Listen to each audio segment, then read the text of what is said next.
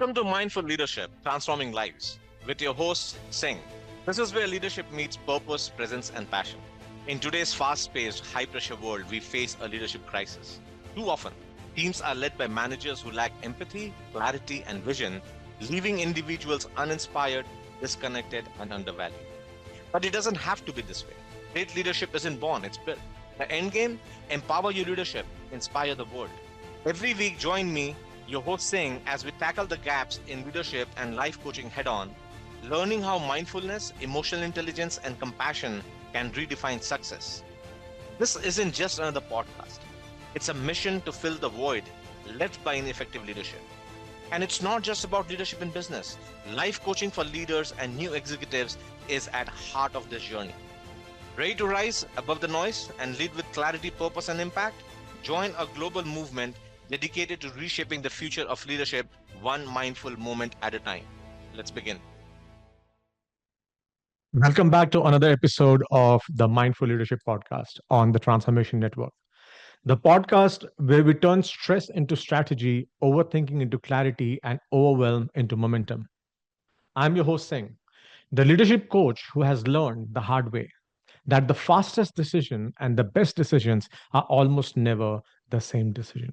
So pour something warm, put your phone face down, somewhere you can't see it light up, and let's spend the next 25 minutes on one feeling I think costs good leaders more sleep than anything else in their life.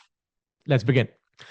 I want to open with a picture, and I want you to tell me whether you have lived inside it. It is Friday afternoon, 4:47 p.m. You're living in 13 minutes. Your phone buzzes. It's your second in command, and the message reads, need a call, quick decision before Monday.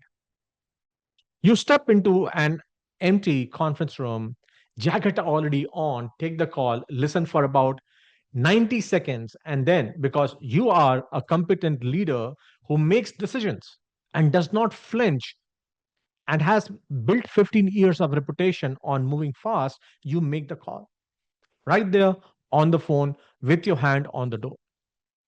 And then it is Sunday night, and you cannot stop thinking about it. Not because the decision was reckless, it probably was not. Your instincts are good, they have earned their keep for 15 years. But somewhere between the buzz of that phone and the click of the lock on the conference room door, you skipped something. You don't know what. You just know that the thing you decided in 90 seconds is now going to ripple through the lives of seven people, three teams, and one customer. And you are not entirely sure how you would make the same call with one more cup of coffee and one more hour. That feeling, that quiet undertow feeling at 9:47 on a Sunday night is what this whole episode is about today. Because here is what I have come to believe. After sitting in rooms with several hundred leaders across a couple of decades, the decisions that hurt you are not almost never the ones you got wrong on the merits. The decisions that hit you are the ones you made on the wrong path, the ones you sprinted through when the momentum called for a walk. The ones where speed of the answer mattered more to you than the integrity of the road you took to reach it. Speed is a value, so is care. And almost every leader under pressure defaults to one and forgets the other exists. Today, I want to give you a way to remember both. Four letters, a framework I call PATH, and a promise that doubles as tagline. Stay on the path to mindful and ethical decisions. Now, before I walk you through the letters, I want to bring three people into the room with us because I don't want you to think this is you problem or this is one industry problem. It is a leadership problem and it wears different costumes in every building. The first, let's call her Aisha, CEO of a mid-sized health tech company, board driven, growing fast under constant deal pressure. She came to me and said, almost as a confession, saying, I have not made a single decision in 6 months that I actually got to think about. Reactive all day, every day. We will come back to what she did about it. The second leader, let's call him Thomas. Head of engineering at a fintech firm. Brilliant, decisive, the kind of leader whose decisions are usually right and usually fast. He was about to make a hire that looked completely obvious, and it nearly cost him his best engineer. We will get to that one too. And third, let's call her Anika, head of operations at a manufacturing company. She had made one of the hardest calls as a leader ever, a layoff. And she made it well, ethically, clearly. And 3 months later, she was sitting across from me in a state of quiet moral distress, saying a sentence I will never forget, and we'll get there too. Three leaders, a CEO, an engineer, an operator. Three different worlds, the exact same fork running underneath all of them. The fork between the decision that is fast and the decision you still stay behind on Monday morning. So let's get back to the 4 letters path. Stay on path to mindful ethical decisions. 4 letters, 4 pauses, a walking pace, not a sprint, and not a stall by any chance. And let me take you through it. Now, before the first letter, I need to name the thing underneath all of this. Because if you miss it, the framework will not work. Now, there are two speeds of leadership, and the trap is believing only one of them counts. The first is reactive speed. Phone rings, email lands, someone walks into your office, you answer the in email really, you speed in non-negotiation, right? If you cannot operate here, you cannot lead in the modern economy. Reactive speed is what makes you useful in crisis. Now the second is reflective speed. Same phone, same email, same person in your doorway. But now you have given yourself 30 seconds or 3 minutes or 3 hours sized to the weight of the call. You're not delaying, you are recalibrating because you respond. Reflective speed is what makes you useful in a strategy. Now, the leaders I watch burn out, the ones whose Monday regrets pile up into Friday resentment, live almost entirely in the first gear, and they forget the second one exists. Or rather, they remember it on Sunday night alone when the gear shift is 12 hours too late. That was Aisha exactly. She was not a bad decision maker. She was a leader who had never once been allowed to use her second gear. Every call arrived hot and led fast, and she experienced her own competence as a kind of trap. Now, path is how you make the shift to reflective speed small enough to actually do in the middle of a loud week. 4 letters, 4 small pauses, a walking pace you can keep even when the building is on fire. So let me take you through the buzzing, phone buzzing, and jacket is already on, right? So the first one is pause for clarity. P.A.T.H. Pause, pause for clarity. And I want to start by saying what pause is not. Pause is not procrastination. Pause is not paralysis. Pause is not 3 more days of meeting before you decide. Pause is framework. It is a deliberate creation of a small gap, sometimes 90 seconds, sometimes 90 minutes, between the moment a situation arrives and the moment you respond to it. See, in that gap, three things happen whether you orchestrate them or not. Your nervous system settles, your prefrontal cortex catches up to your limbic system, and your sense of actual question you're asking comes into focus. Because here is what I have learned watching bad decisions as at senior levels. They are almost never bad analysis. They are good analysis of the wrong question. The team walks in asking, should we do A or B? And the real decision in front of the leader is, are we even trying to do the right thing that A and B were both built to serve? See, the pause is what gives you the chance to notice you are about to brilliantly answer the question you were handed instead of the one that actually matters. Now, the mindfulness practice here is almost embarrassingly small. 3 breaths. That's it. Before you answer the email, before you say yes in the meeting, before you walk into the conversation, three breath in through the nose, out through your mouth, and one quiet question to yourself: what am I actually being asked to decide? This is where Aisha started.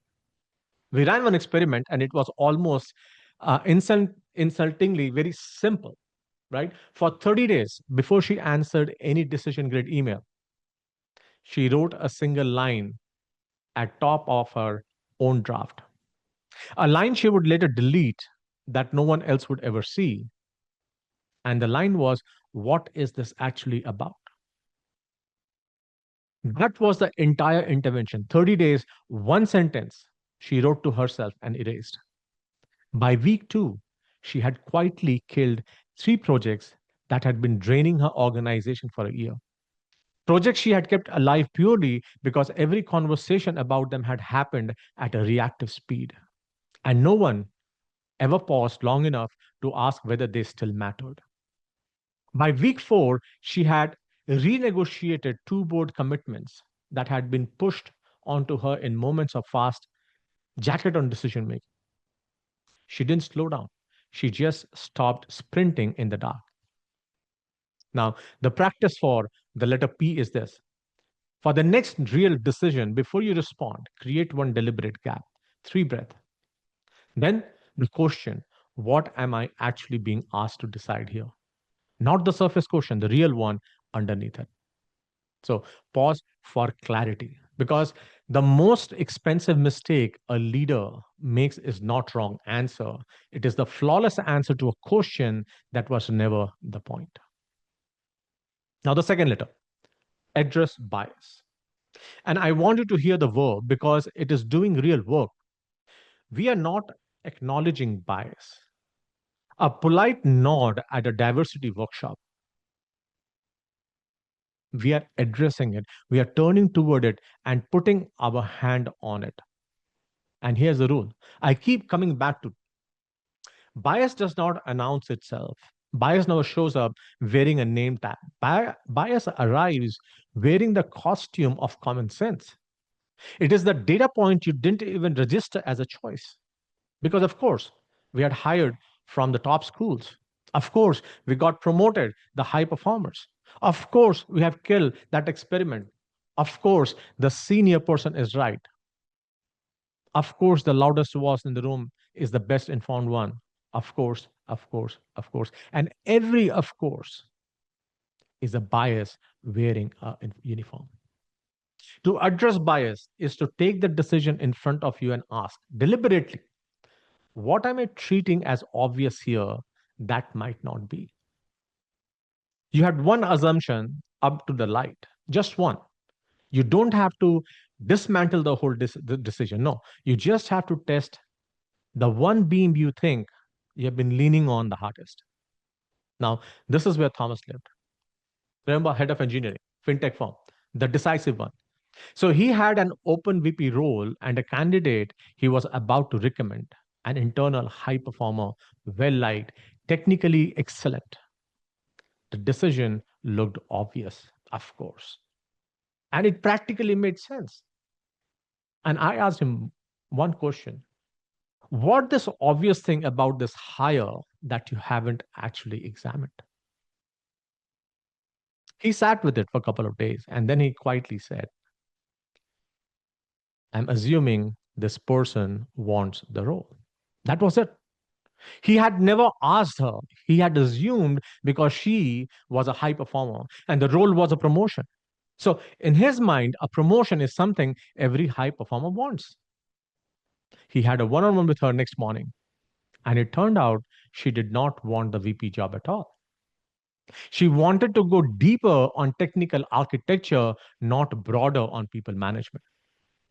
You see, Thomas was about to promote his best engineer into a role she did not want, lose her inside 12 months, and then explain it to her himself as a culture problem or a compensation problem. Anything but the truth, which was that he had never run the most basic check on his own assumption. Bias was not malicious, it was load bearing. See, the whole decision was resting on it. And he only found out because he addressed it.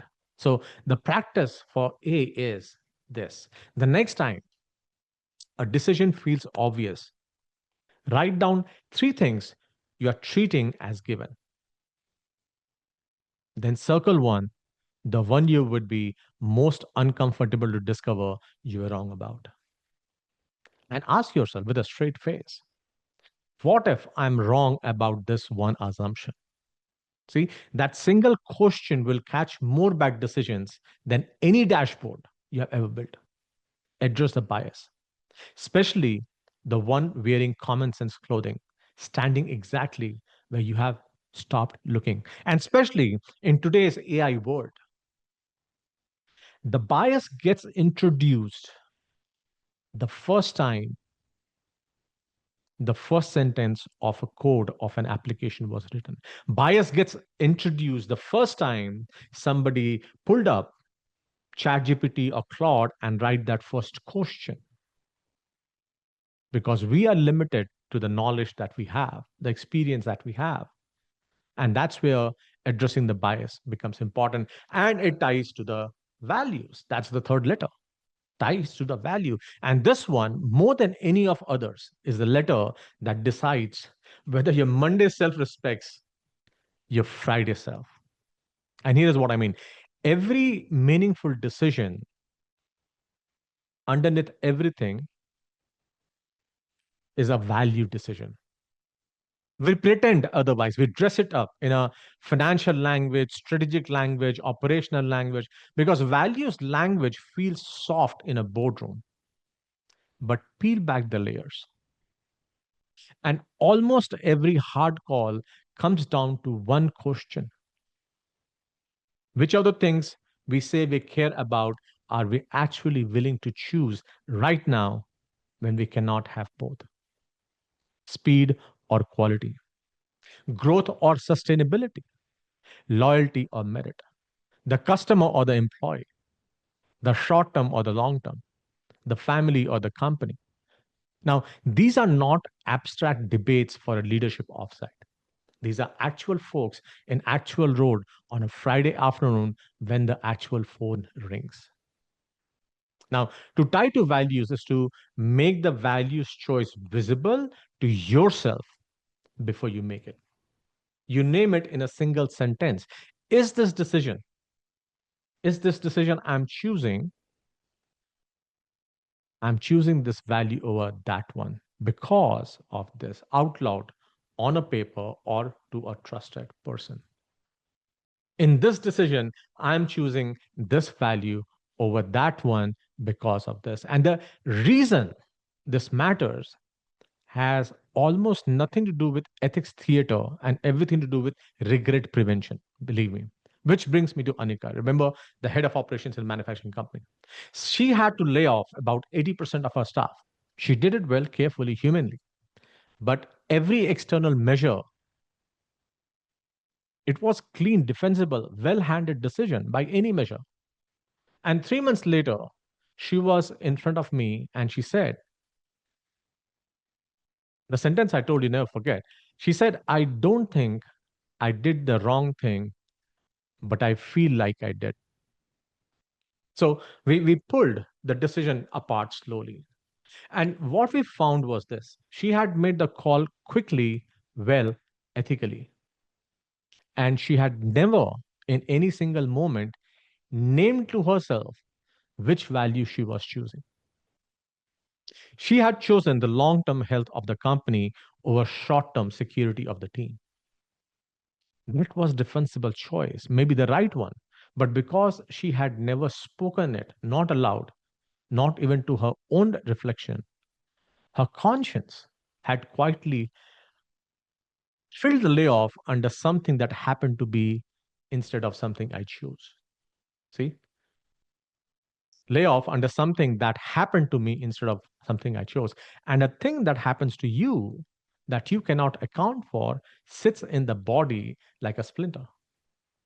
We did not undo the decision. We could not. And we should not have. We just named it out loud together. I chose the long term viability of the organization over immediate stability of those 8%. I believe that was a right call, and I am responsible for it. See, the distress lifted within a week, not because decision changed, it did not, but because she finally owned it instead of being haunted by it. And that is the secret of tea. The decision that leaders does not rest at night, right? It keeps people up at night, always. The ones where the value trade off was real but went unnamed. See, the leader chose growth over people, or speed over quality, or loyalty over merit, and chose it in the dark. So when consequences show up 2 months later, they experience it as a betrayal of who they thought they were. And when in fact they made the choice, they just never said it out loud, so it never felt like theirs. Now, the practice for T is this: on your next weighted decision, finish one sentence before you act. I am choosing this over that. And the reason is this: say it to a person, write it on a page, or yourself on a mirror, and make the invisible trade visible. Tie to values. Because a trade off you name is a decision you can live with, and a trade off you hide is a splinter you're going to carry. Now, that brings me to the fourth letter, to harness insights. And the verb is doing the work again, not gather insights, not collect them, harness them. Put them in service of call without letting them take the wheel. Because here's the thing: by the time you reach H, you usually have plenty of insights, data reports, customer feedback, your team gut, your own scar tissues. The problem is almost never a shortage of insight. The problem is what you do with it in the final stretch. And there are two failure modes I see, and they're perfect mirror images of each other. Failure mode one: the leader treats the data as decisive. They hand the decision to a spreadsheet. The numbers say they announce, and they let the numbers carry the moral weight that was supposed to be theirs. But the data is never decisive. The data is decision grade input. You are still the one making the call. A number cannot be brave for you, right? And failure mode two, the leaders treat data as decorative. They decide on instant, on relationship, on gut, and then go fishing for data, dashboard slides that confirm what they were always going to do. See, the data is not validating them, it is being used by them. And here is the part they forget: their team can smell the difference across the building.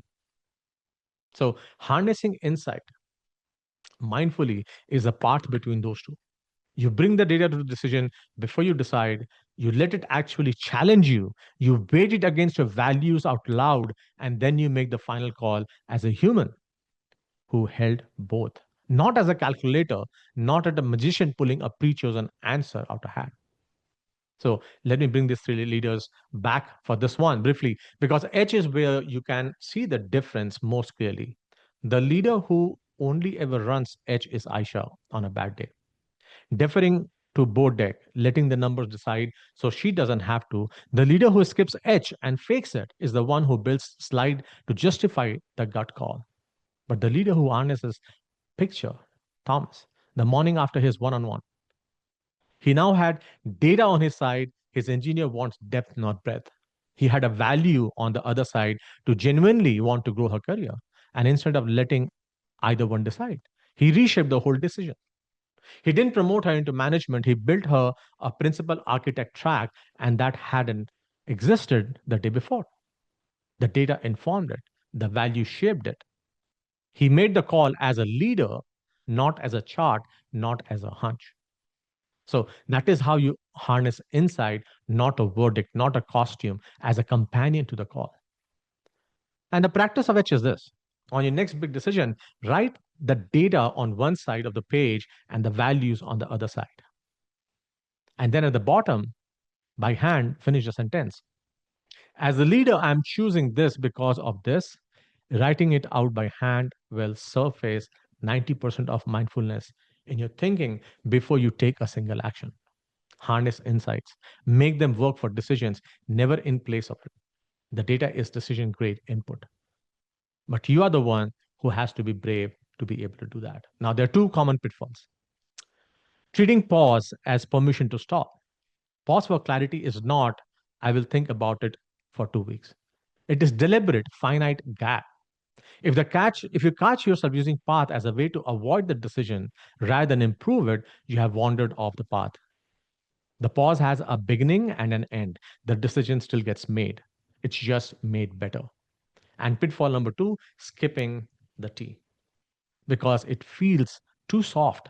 This is the most common mistake leaders make with this framework, and I want to name it plainly.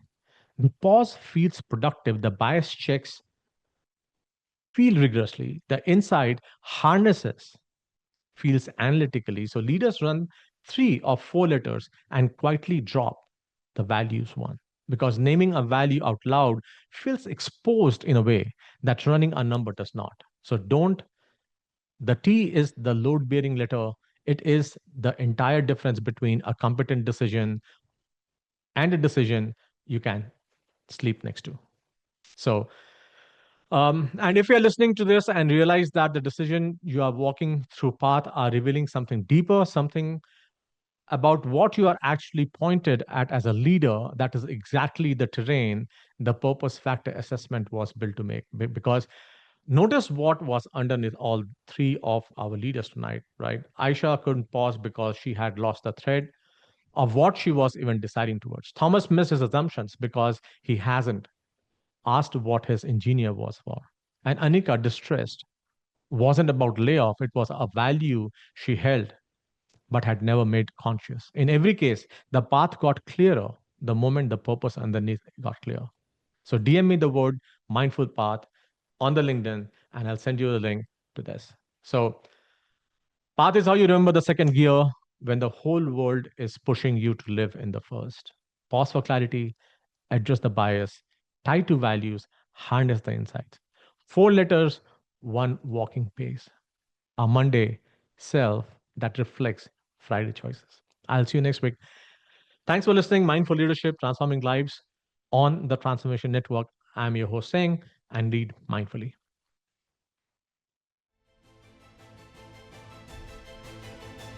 Thank you for watching Mindful Leadership Transforming Lives. With me, your host, Singh. We are honored to have you join us on this journey to explore the transformative power of mindfulness, emotional intelligence, and authentic leadership. Tune in every week on transformationtalkradio.com at noon Pacific on Tuesdays, where we will continue to explore how mindful leadership can create a ripple effect of positive changes in your life and lives of those you influence. This show is dedicated to helping you lead with purpose, presence, and passion. Whether you're navigating the complexities of business, building strong connection with your team, or striving to make a meaningful impact in the world around you. To learn more about the show, access additional resources, or dive deeper, visit singhpowerupcoach.com. Remember, leadership isn't just about what you do, it's about who you are. Let's continue to transform lives together, one mindful moment at a time. See you next week.